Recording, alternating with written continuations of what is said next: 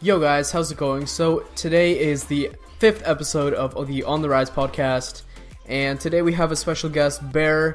He is a Dutch dance music producer, and he's been supported by the likes of KSHMR at Ultra Music Festival. He's been released on so many record labels like Tribal Trap, Trap City, and he's just garnering the support of so many different international DJs, and he's quickly rising to fame. And today we're lucky enough to have him on the podcast. So big welcome to Bear. Bear, what's up, man? I'm good. How are you doing? I'm good, dude. Now let's just get right into the meat of this. Like, you just got massive support from KSHMR at Ultra Music Festival. Like, how did that come about together? Like, how does that feel? How did that all, happen? Yeah, it was really cool. Well, me and Niles is the real name of KSHMR, are working on a song, and he premiered it on Ultra. I can't tell that much about the release and everything, but yeah, it was great. Also, working with him is awesome. How did you find out about that whole thing? Like, did someone send you a clip of the festival, or were you there to experience it? No, he told me. So I was like watching the live stream, and then I saw it. Dude, that's so sick, man. Now, have you gotten any support of other big DJs? Well, I've got support from DJs like Umut Askan. He once supported me in a podcast. I also have been supported by Juicy M.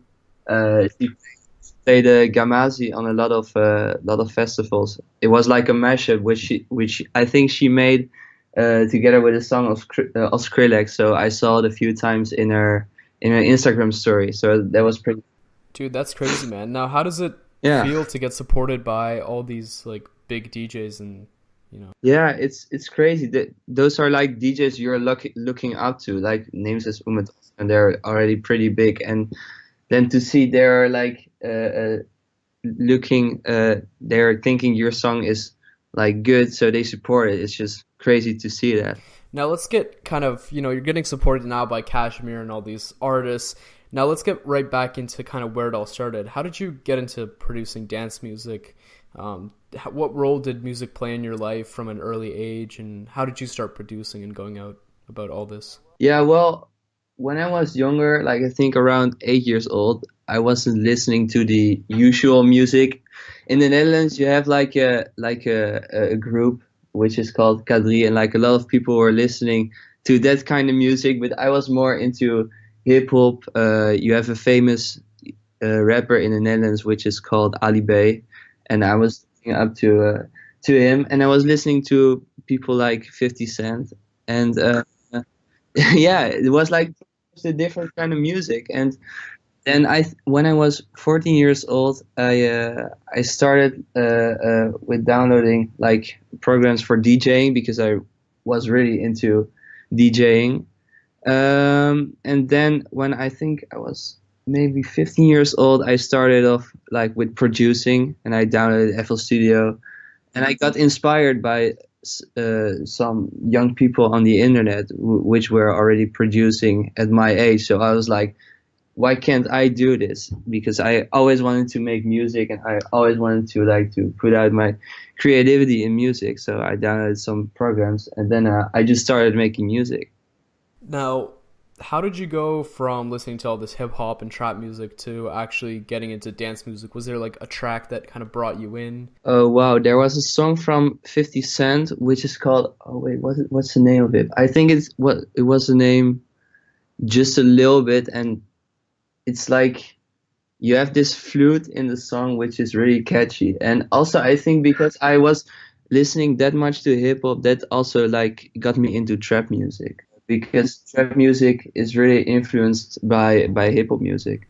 Well, like, what do you think distinguishes like trap music from like hip hop music? What are the differences between those two?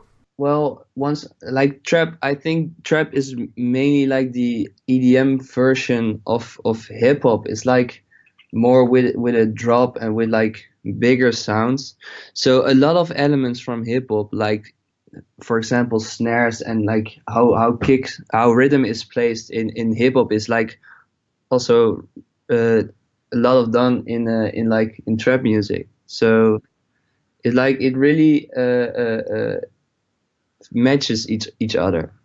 I get like a lot of heat sometimes when like people say like, trap music is not the EDM, it's like the one with the tick. Like it's kind of weird. Yeah, well, a lot of people see trap music also as hip hop music, but nowadays you have trap music like what Trap Nation or Trap City are uploading, more like the EDM version of like trap hip hop music.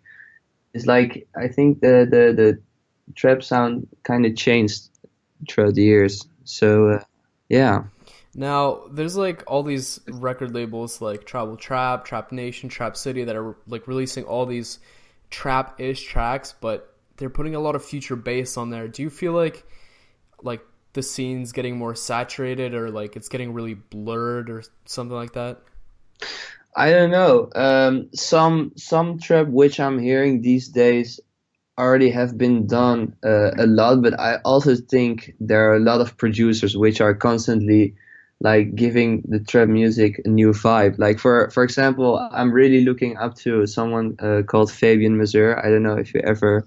I think he's doing a great job in like mixing trap together also with pop and like really giving it a new touch. And there are like a lot of people that really make something new of the trap music. So I don't think it's oversaturated, but of course there are certain kind of songs that you've already heard a few times. But yeah, I don't think it's oversaturated or anything. Now, how did you start producing? Like, because I know like when I started producing like a couple of years ago, I was looking on like YouTube and tutorials and there wasn't actually that many. Like, did you learn from friends or did you have mentors? How did you go about all that? Well, I didn't have a lot of friends that were into producing. I think I knew around two people that were also into producing, but I mainly learned myself how to make music. And I think yeah, 3 years ago you had a label which was called Eternity Records, and they made like a 1 hour tutorial on how to make a big room song. And in that time, I was really into EDM and into big room. And I just watched a tutorial like for the complete for like the whole hour, and then I actually tried to copy it. So I just look how they EQ'd certain sounds. I wasn't like downloading the FLP, but I was just trying myself to make like melodies and like trying to mix them with kicks and with like with different sounds. And that's kind of how I experimented. And it's not that I watched a lot of tutorials, but I watched a few, but I mainly like tried new things when I just was making music. And now you also have like a bunch of future house releases as well. Like, Yeah, how did that yeah, all come exactly. about? Did you start producing future house before your trap or after like the big room? Well, it was like I think I started making Future House right after I was like kind of done with Big Room, because um, I think it was in 2016 or 2000, the end of 2015, that I was kind of done with EDM, because I just heard it so many times and I just wanted to try something new. And Future House was in that time pretty new, and a friend of mine was making Future House, and it seemed pretty interesting. So I tried to make it, but at the beginning I was just really bad at it, because it's still different from Big Room. You still have to work with different kind of sounds and do different things. But then I just tried some things, and I asked for help, and then I came up with like the first track, which was called Lethal, which I released myself, and then I made Nostalgia, uh, uh, and I released that song on Future House Records. So that was a pretty big thing for me. Dude, well, I absolutely love your track, Nostalgia, and I'm such a big fan of your future house music. Do you have any like other projects in the work, like other genres that you're working on? Yeah, well, I actually tried so many things, and I still try a lot of genres. Like recently, I've been making more like the pop kind of sound. But I'm combining I'm trying to combine every single genre with some trap elements to kind of make it different. Um, and yeah, I think just future house was really appealing me in that time, and that's why I started making that. And now it's more like it kind of changes throughout the years. But I still really like to experiment a lot. Do you have any like other future house tracks coming up soon? Well, it's funny because it's like not that much future house, but I'm making a house track together with a friend of mine. But it's more like bass house-ish. But it's also with someone who used to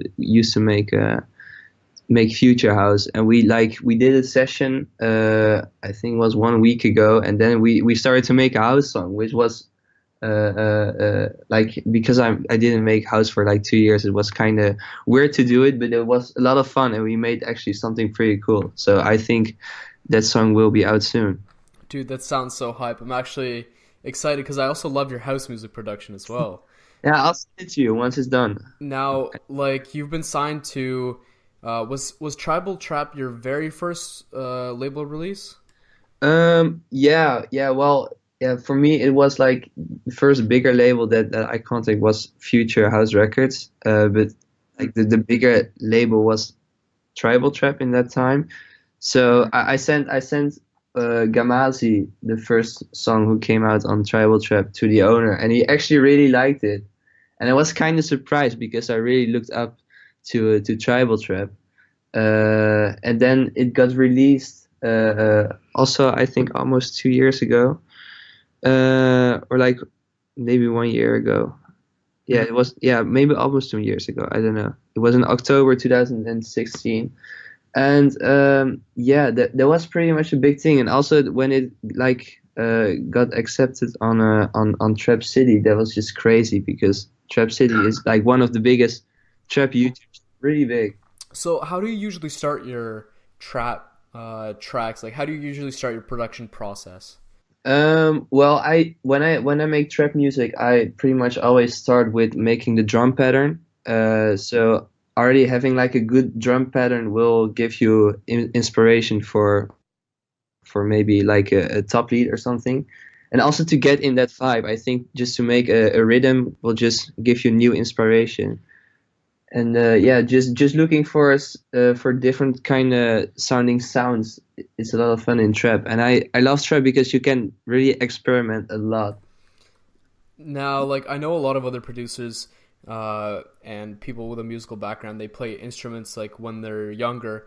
Yeah. Did you have that sort of like instrumental background when you were younger, and did that influence your music production today?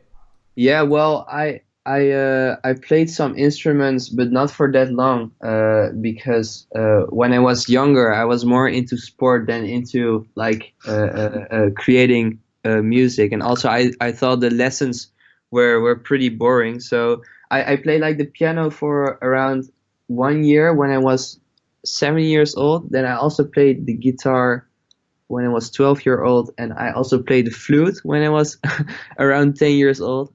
Uh, but now I picked up playing piano, and I also get lessons in music theory. So I picked it up, but it's kind of a shame that I stopped making like that I stopped playing the piano because I regret right now because I would love to really be a good piano player, but right now it's I'm not that good, but I'm learning it.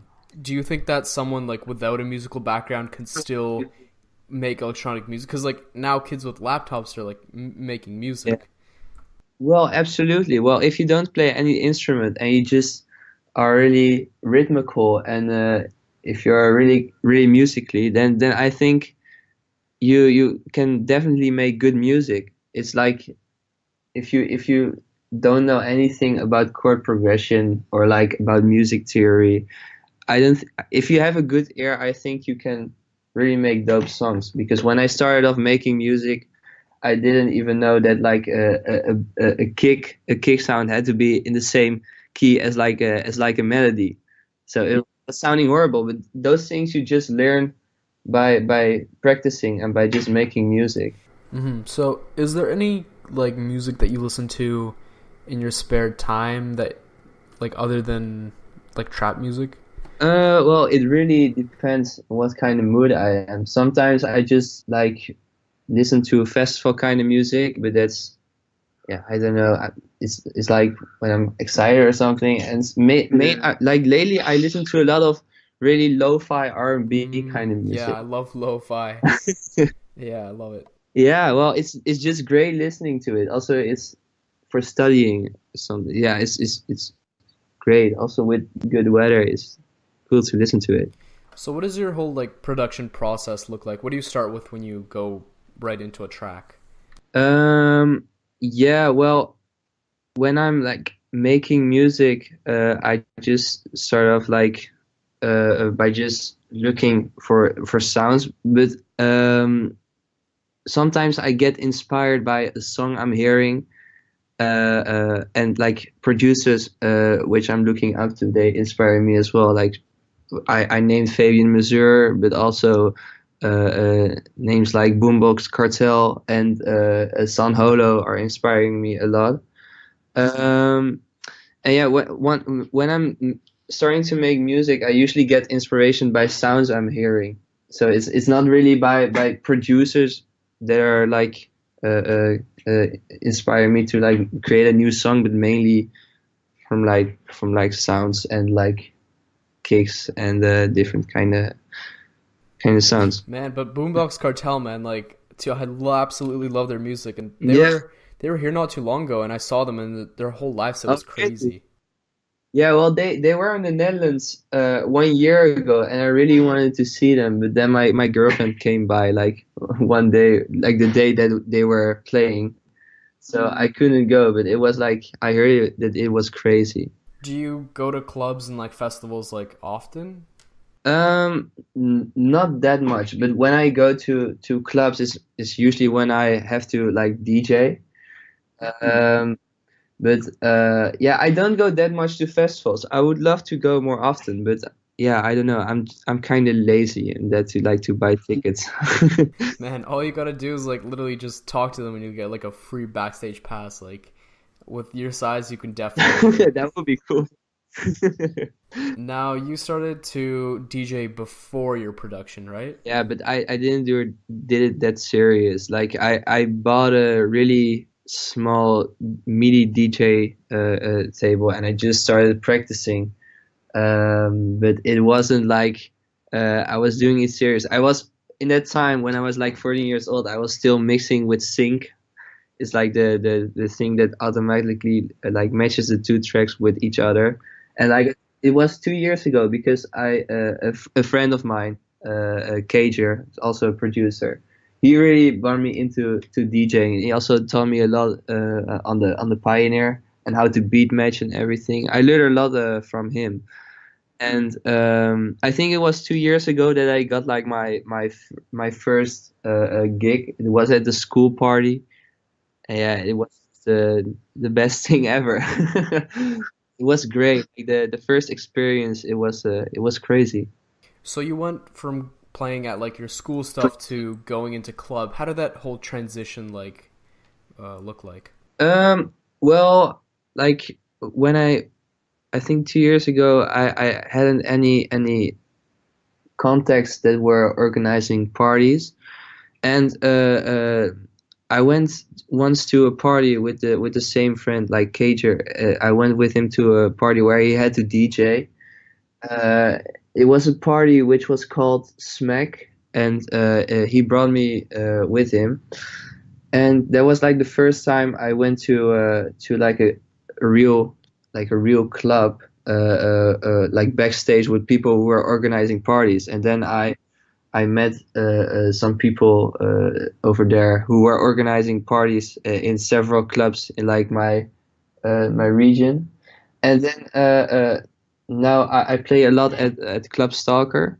I DJ sometimes over there, and yeah, several clubs in my region.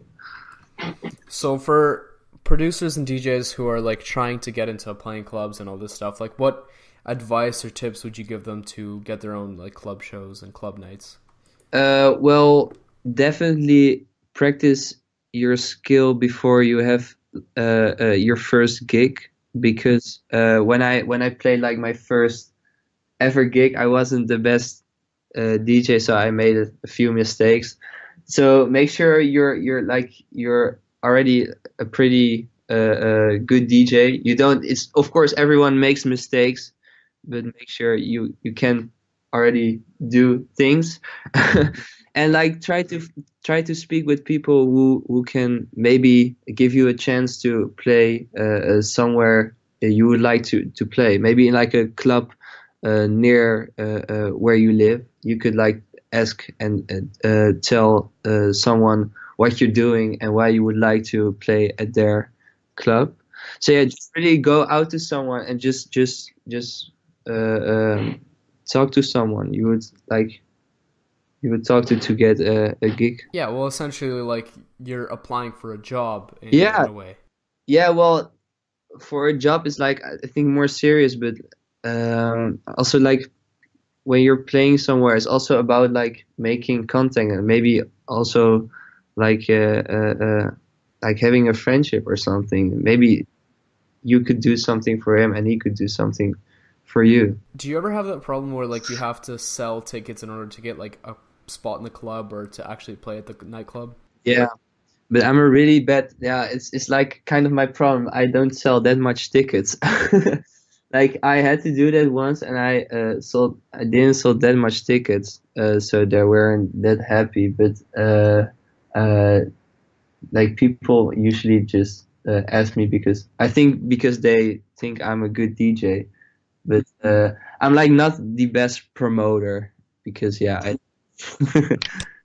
What was like your favorite DJing moment that you've had like so far? well, I think it was not a gig from me, but one time I don't know if you've seen it, but Kashmir once brought me with him to Mysteryland, and we premiered our unreleased song over there, and that was just like one of the craziest moments that I've ever experienced. It was like on the main stage at I think it was like 7 o'clock, so like the whole stage, the main stage was like complete. There were around 20,000 people, and I was like, yeah, I was like standing next to him and like jumping. It was so great. Now, how was that entire feeling for you? Yeah, it was just insane. I don't know. It went pretty fast, but when I was done, I was like, yo, what just happened? It was just crazy. Yeah, it was amazing. How did your like friends react to this whole news? Well, like when I told them before, because Mysteryland is like one of the biggest festivals in the Netherlands, and when I told them, yeah, I'm going to premiere a song together with Kashmir over, they were like, oh, that's crazy. And also when my friends saw it on Instagram, they were like, oh, well, that's dope, man. So yeah. Yeah, well, that's awesome, man. Like, is your family supportive in that way also as well? Yeah, a lot. They also support like because next year I'm doing a school which is also related to music, and they really support me in that. They just want me to be happy and to like do what I love to do, and that's making music. Is it the Herman Brood Academy? Yeah, exactly. Yeah, I got accepted, and I'm really happy about it. And next year I'm starting. So I wanted to do the studies already for like 3 years, and I went for 3 years, and they go to like you have like the open day over there where you can just talk about the Robot Academy, and you get information about the study. And I went like 3 years in a row, so they saw I was pretty excited for the for it. Is that the one that Martin Garrix is at? Yeah. Or he graduated? Yeah, true. It was like I think it was 3 or 2 years ago when he finished, but he got a lot of help from the study. I've heard like a lot of good stuff about like the Herman Brood Academy, and it seems like they're doing the right stuff to pretty much bring up like rising stars and talented DJs. Yeah, for sure. Yeah, well, I can't tell that much about the Hammer Road Academy because I didn't went to it yet, but I've heard they really like they really help the producers in the right way, and they really see what a producer needs. So I really can't wait till I'm like starting the at the Hammer Road Academy. What do the next kind of like 5 years or next couple years look like for your, Bear project? Well, I just hope that I can put out much more music than I do now because right now I have a lot of songs which are unreleased, and I just would love to show everyone what I'm making. Uh, yeah, I just hope that I can make much more music, and I can make more people happy, and even maybe grow a bigger following. That would just be awesome. And also, I would love to like make like live from my music, but then I'll just have to work even harder. But I'll do everything to make that come true. Do you have any like inspirational words or tips that you want to give to beginner producers or DJs? Um, you mean like to people that are also like making music? Yeah, like anyone who's looking to start producing or is producing. Well, when I started off, I really didn't know I was able to like accomplish as much as I did right now, and I'm really grateful for it. But it also shows that if you put in the work, and if you have like the how do you say it? Like uh, like the will to do everything to make it work, then there's a lot of things possible, like for everyone. So just don't give up and do your best.